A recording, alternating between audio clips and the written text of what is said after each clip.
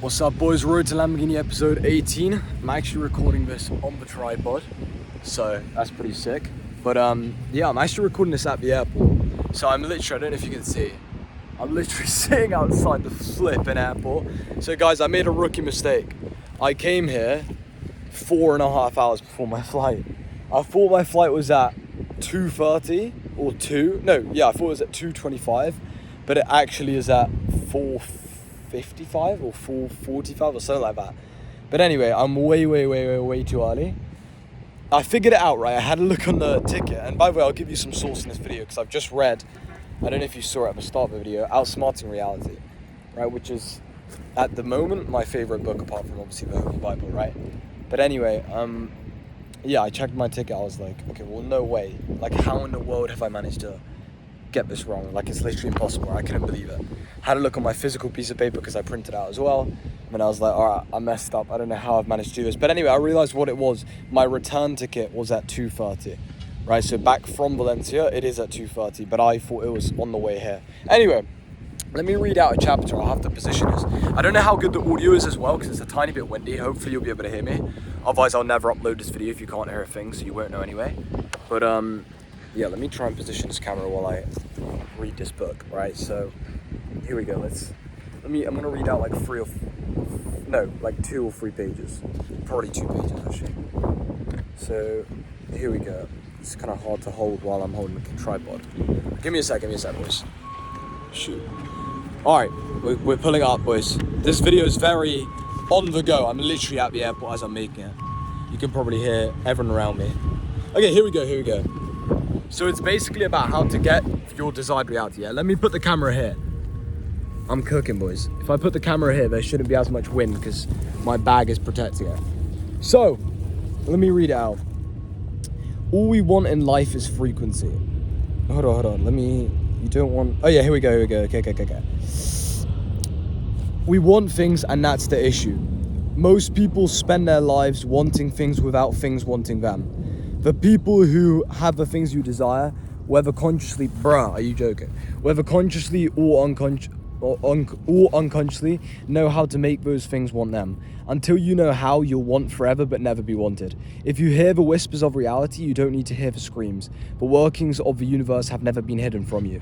It's easier to make a cheetah come to you than it is to chase a cheetah. It's easier to make a butterfly come to you than it is to chase a butterfly. It's easier to make a fish come to you than it is to chase a fish. You're focusing on the wrong things. You don't want what you think you want.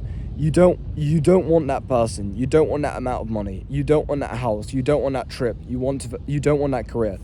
Big or small, you don't want anything that you think you want.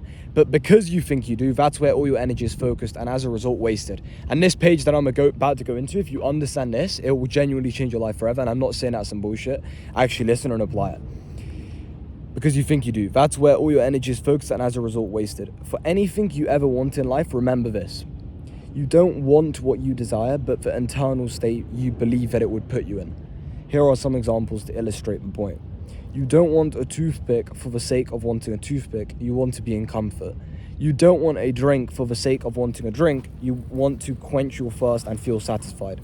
You don't want a person for the sake of wanting a person. You want to be appreciated, seen, loved, and cherished, or sexually satisfied. You don't want a house for the sake of wanting a house. You want to feel accomplished, proud, and secure. You don't want more money for the sake of wanting more money. You want to feel secure, free, and relieved. You don't want the things themselves. You want how the things would make you feel. If they didn't change how you feel, you wouldn't want them, right? Which is actually fact. Like, I'm thinking about it right now. I'm about to go to Valencia, right? So, literally at the airport, as I said, I'm going to Valencia. I don't want to go to Valencia because I want to go to Valencia. I want to go to Valencia because of a feeling it's going to give me, right? Because of the memories I'm going to create, because of a frequency at which I'm going to operate when I'm in Valencia, and a frequency of how I'm going to feel, okay? So if they didn't change how you felt, you wouldn't want them. Whether the feeling is mild or strong, we still want it. If you dig deep enough at the root of everything you'll ever want, you will find a frequency that you believe is missing. All we want in life is frequency. We were once interconnected and part of the infinite, but through materializing ourselves on this physical plane, we separated to a degree, and so every desire we have is nothing more than a feeble attempt to become whole again. You don't want anything in this world, even though you've become convinced that you do. What you want is a different state of consciousness to the one that you have now. How can you expect to detach from the world when what you think you want is the world? It's a trap. This is why the notion of letting go or detaching makes sense intellectually, but not practically.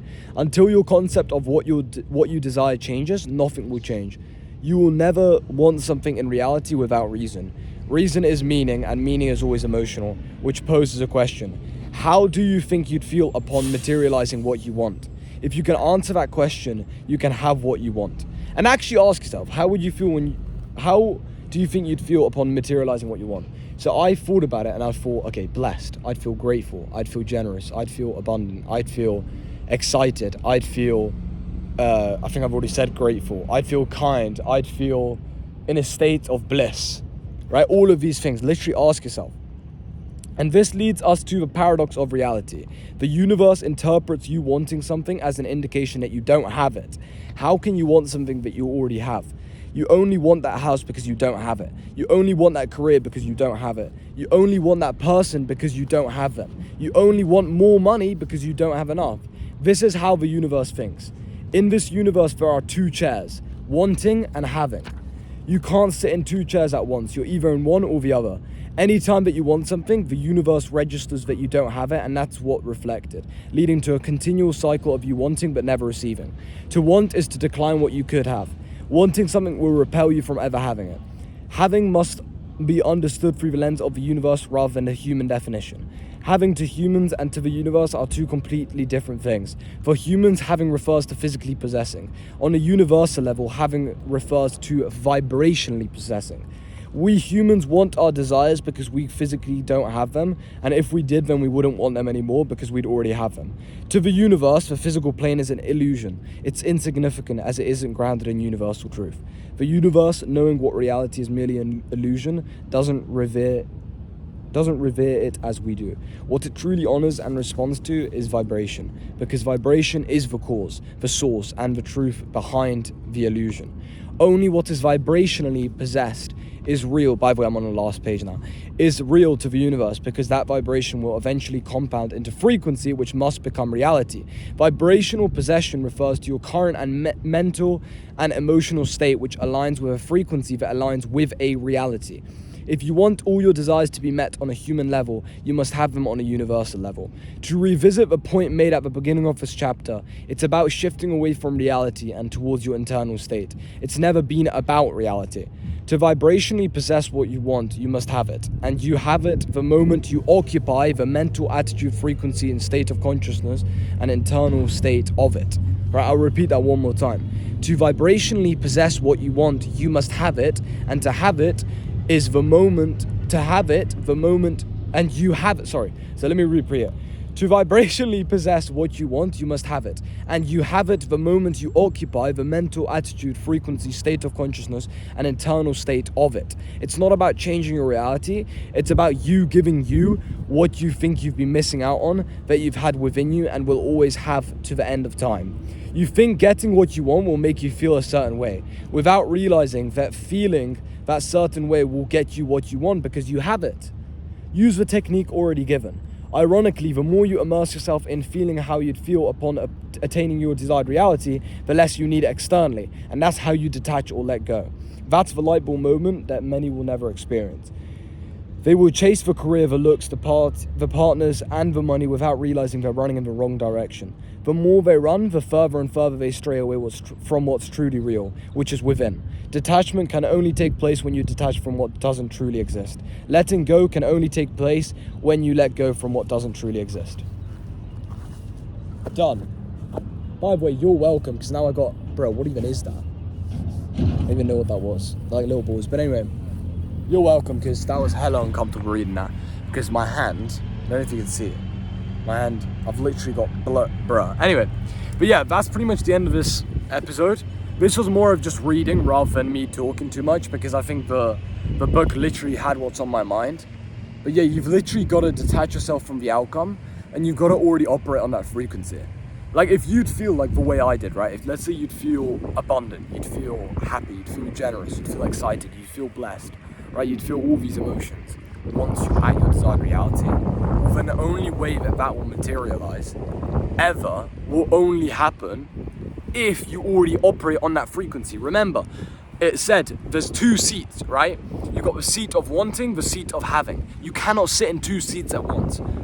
So to have, you need to first operate at the frequency of what you want. Not of what you want, of what you have. Do you understand what I'm saying, right? The smart of you guys will understand this. But that was a very, very in-depth, very deep thing, which takes longer than just a 10-minute video.